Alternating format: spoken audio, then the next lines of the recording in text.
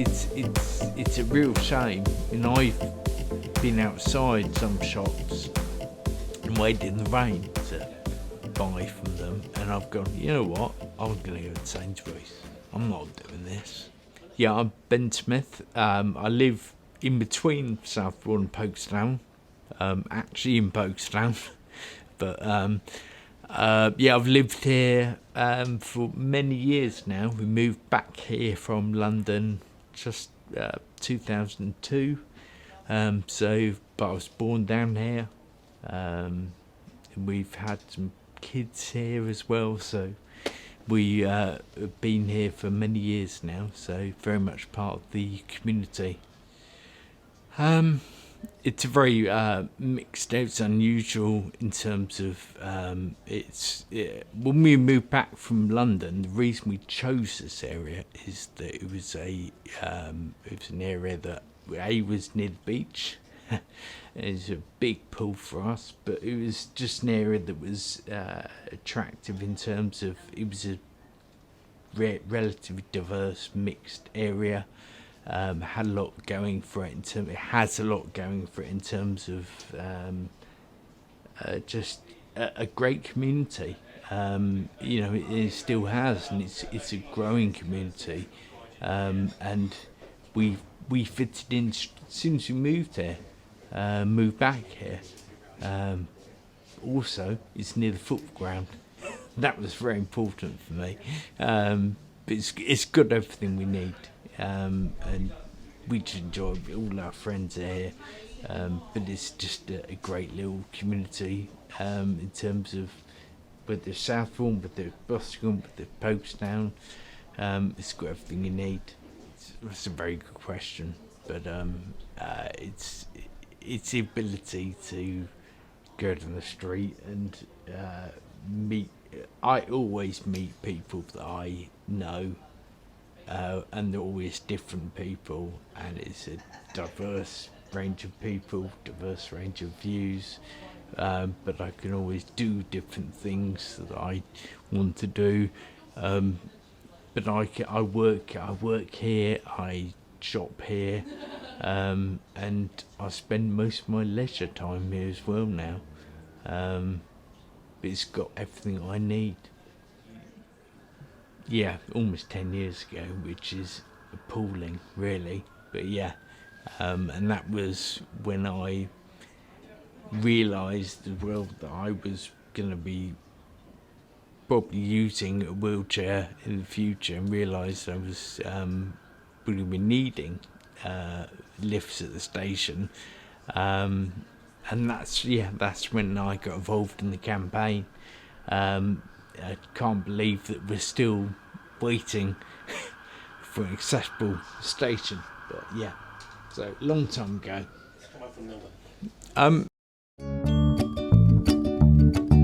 I live near a pretty little part of this town. It's got antique shops and cafes and it's called Pokesdown. But you won't like it if you find it hard to get around, because the train station doesn't have a lift. With Pokesdown Station, I think the thing that surprised me is I honestly thought we were struggling with that campaign. It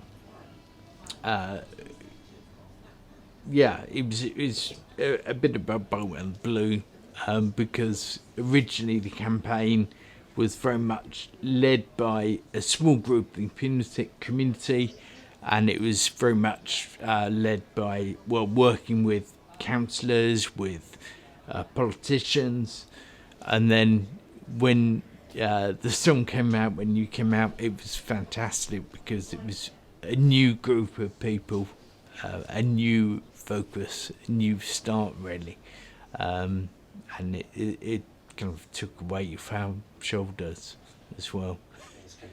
Yeah.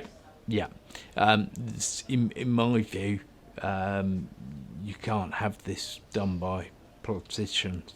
I think I've learned that, and no disrespect to politicians, 'cause you need them to help you, to help the community to do things, to achieve things, but you need a strong community. You have to. It's the only way you get things done. When the campaign started, it was literally a few people, and that was great, but it did kind of peter out, and we're relying on politicians, and that's kind of where it was dying out a little bit, and in my view. And when the song came along, and you realised we had everyone from the community, from Southbourne, and the wider area, you felt like you had a new kind of group of people pushing it. And yeah, whether it achieves what we want to do, I don't know, but you feel like you've got more people behind it, different group of people helping. So I think it's important we have the community on board. First of all, when people talk about accessible communities, I don't think there's anything wrong with people saying it's new to me, or I don't know because it was new to me. I didn't know about it until I started to use a wheelchair. It's not something you're really aware of, in terms of whether it's to get into shops, get into pubs, get around places, disabled parking. You're not aware of that until you have to live through it. So I don't, it's no problem with people going, I don't know about it. But being aware of it and asking is a great thing. Going, say, for example, Southbourne Grove, which is where I tend to go more often because that's where I live.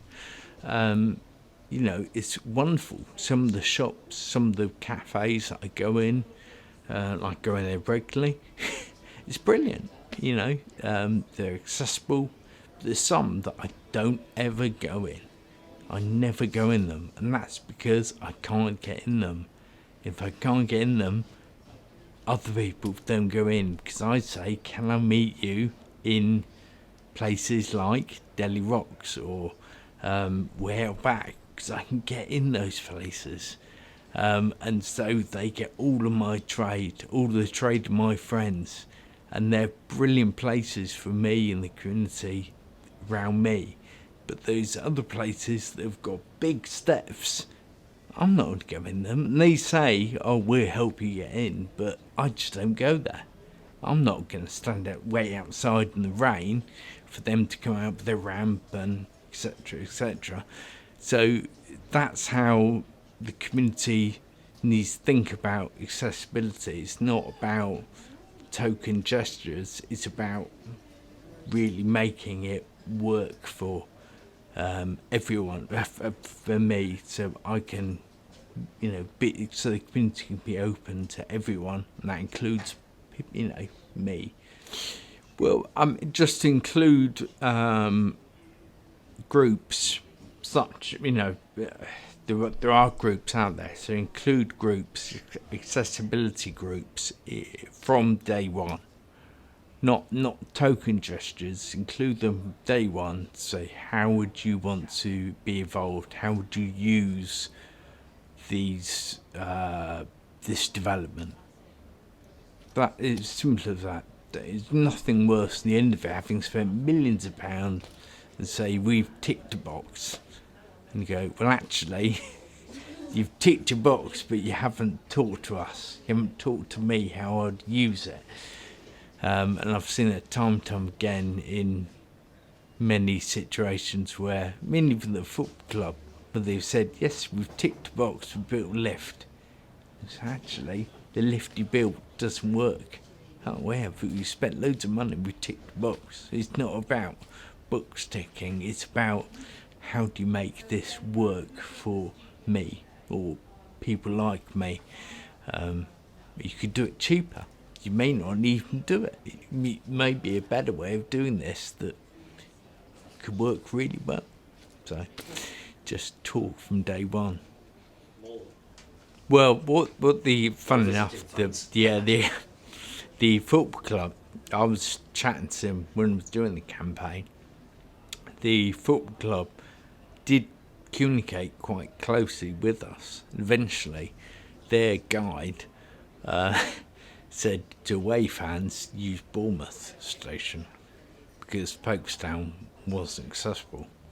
So that's the irony, saying the football club saying don't use the local station, which is really bad for local area. So the football club weren't saying to all people don't use the local station. They were saying basically disabled punters, disabled fans don't use the local station.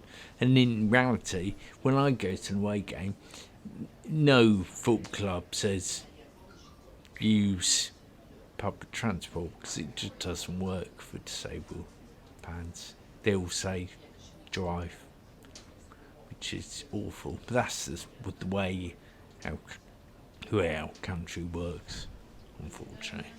It's just not, the network is not. There are some London grounds which are pretty much there, but it's getting from here to there, and you can't do it. Yeah. I mean, the club put on disabled minibuses. Oh, it's a mess. The whole thing is a environmental cock-up. Sorry. It really is. So, yeah, it's not linked up. This is what whether you talk about our cycle lanes around here, they're not linked up. I'm a keen cyclist, which sometimes surprises people, using a wheelchair. But I have a recumbent bike, and many people locally may have seen me on my bike or in my bike. But I'm not the only one in the area. There are a few recumbent cyclists. It's a great way of keeping fit for me rather than going to the gym. But I love going out on the bike. So I took a couple of our local councillors out on their bikes as well to show them our cycling network, inverted commas. And I think they were, they could see the woeful nature of our cycling network. It is pretty appalling. So I went from my home, which is Southbourne Road, to the beach hut, which is on, obviously, Southbourne Oak Cliff. So anyone knows that sort of route, so along Seabourne Road,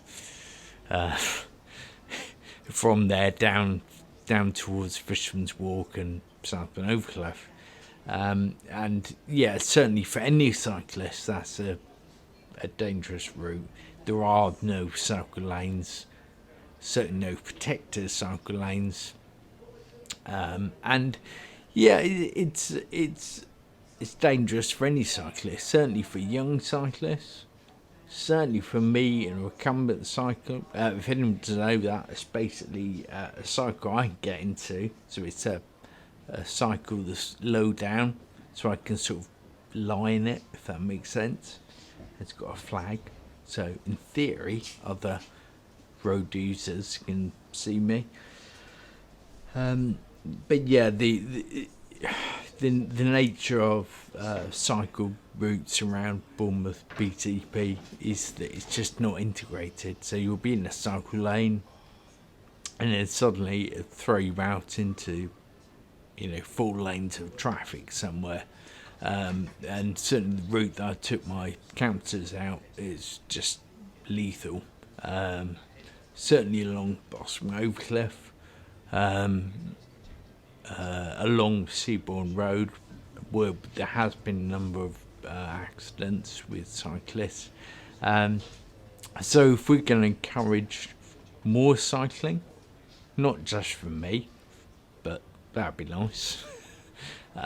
Certainly for children, we need to think about this. We need to make a change with that. Certainly with the development in Boscombe, the regeneration. But it needs to be sooner than that. It needs to be a rethink. And this might sound odd coming from me, because I'm using a wheelchair most of the time. So I've heard councillors say, well, disabled people, they're in cars. They should be sitting in cars and using disabled bays. Well, no, we're not all like that. We should be out on bikes as well. There's no reason why we shouldn't be. There needs to be a complete rethink on how we look at travel across BCP, and that's everyone, kind of layman's to agile. Yeah. So I was trying to explain to the councillors, saying how. So I've been on the agile training course. I said, I think this is how they're trying to do road change now. Agile. And they went, Andy was like, what? I said, but that's how they're trying to do it, agile. So they do the change and get the feedback rather than spend hours and days and weeks doing loads and loads of endless, surveys and going, what do you think? And what do you think? And all of that. And is that a better way of doing research? Just put the change out and get the feedback. And I think that's the way they're trying to do things now. And then, if it works, or tweak it, or pull it, which is exactly how Apple and Google do their development. So why not follow those mega large companies rather than the way we used to do change in IT 20 years ago, but these failed companies, well, not failed, but you know what I mean. So I don't know.